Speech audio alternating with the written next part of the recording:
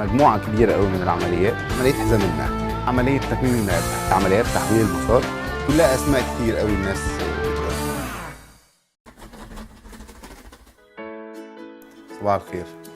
هنتكلم النهارده عن عملية يمكن ناس كتير قوي نسيتها، لأنها ما بقاش في ناس، مفيش جراحين كتير قوي بيعملوها، والعيانين نفسهم ما بقوش بيفضلوها رغم انها من العمليات الناجحه جدا.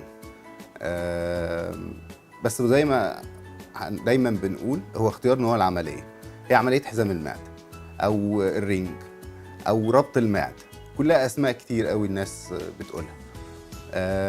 هي عمليه بسيطه جدا.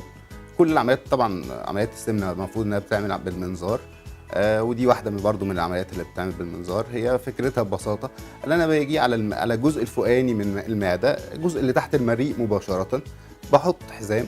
الحزام ده جواه بالونه، البالونه بتبقى متوصله بخرطوم لغايه اما بتوصل لصمام بيتحط تحت الجلد.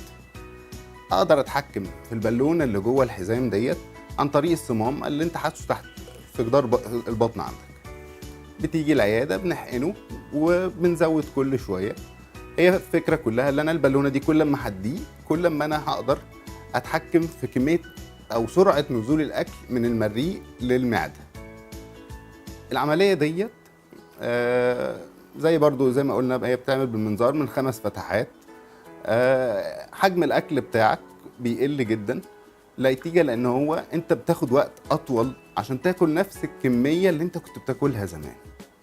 يعني لو انت كنت قبل كده ممكن تاكل الوجبه بتاعتك في 10 دقايق، فانت مع حزام المعده عشان تاكل نفس الكميه محتاجه ان انت تمضغ كويس جدا عشان تعدي نفس الكميه بس في فتره مش هتقل عن ساعه، وبالتالي فهتلاقي نفسك مش قادر توصل ان انت تقعد تاكل لمده ساعه، وبالتالي هتبتدي تقل كميه الاكل بتاعتك. المشكله ايه؟ المشكله الوحيده اللي بتضايق العيان ده يمكن هي شويه وجود الارتجاع المريء، وده بنقدر نتحكم فيها. اللي انا زي ما انا زودت لك كميه المحلول اللي جوه البالونه هنبتدي نقللها، وبالتالي الارتجاع ده هيبتدي يهدى شويه، ونرجع بعد كده نملى البالونه تاني او اللي هي اللي جوه الحزام. يعني المشكله برضو اللي ممكن ما تخليش العيان ده يستفيد من العمليه لو هو بياكل كميه حلويات كتير. يعني لو انا باكل شوكولاته، الشوكولاته دي ماده سايحه هتعدي بسهوله جدا، مهما ضيقت لك الحزام هتلاقي الكميه اللي بتعدي من الشوكولاته بتنزل بسهوله جدا. لو انت بتشرب عصاير كتير نفس الكلام، وبالتالي الحاجات اللي فيها سكريات عاليه لو المريض ده هو معتاد عليها يبقى الحزام مش حل امثل. عمليه الحزام طبعا هي عمليه نتائجها هايله جدا، ولكن هختار المريض الصح. زي اي عمليه فهي خطورتها الوحيده في وجود اللي انا داخل اعمل عمليه، داخل هاخد تخدير، هاخد بنج، هي ده القصه اللي هيبقى الريسك بتاعنا. عدينا المرحله ديت، فالريسك بتاع عمليه حزام المعده قليل جدا، مش زي بقيه العمليات اللي هي برضو في الاول وفي الاخر احنا بنتكلم في نص في المية كخطوره للعمليه.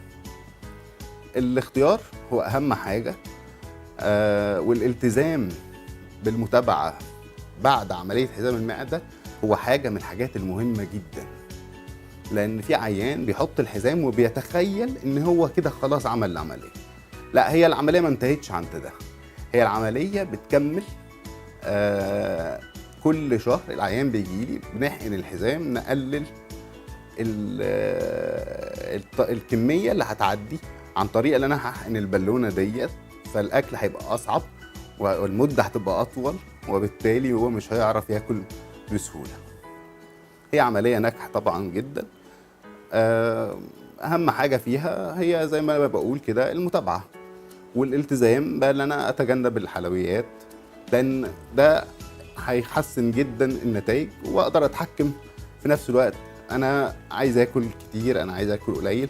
طبعا مش المريض هو اللي هيعملها، هو احنا اللي بنعملها في العياده هنا، وبالتالي العيان بيقدر ان هو وزنه يبتدي يقل تدريجيا وعلى فتره اطول، ولكن من غير اي مشاكل تانية.